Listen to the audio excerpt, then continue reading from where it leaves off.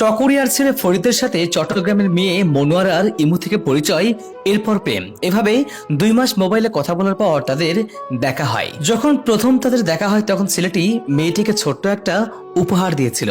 আর এই প্রথম দেখার পর তাদের সম্পর্কটা আরো অনেক বেশি গভীর হয়ে যায়। ছেলেটি চট্টগ্রামে একটা দোকানে চাকরি করত, তাই সে দোকানে মিথ্যা কথা বলে অনেক কষ্ট করে মেয়েটির সাথে দেখা করতে যেত।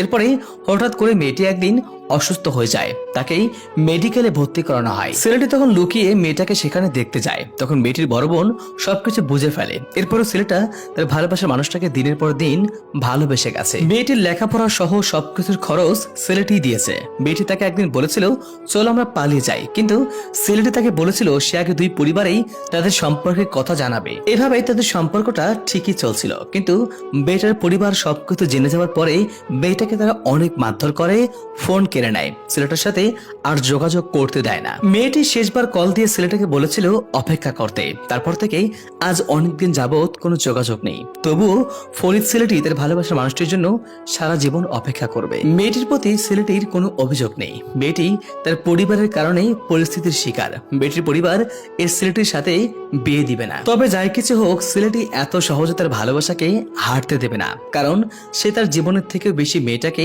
ভালোবাসে। তাই তার জন্য সে মৃত্যু পর্যন্ত অপেক্ষা করে যাবে। এটাই হলো সত্যিকারের ভালোবাসা।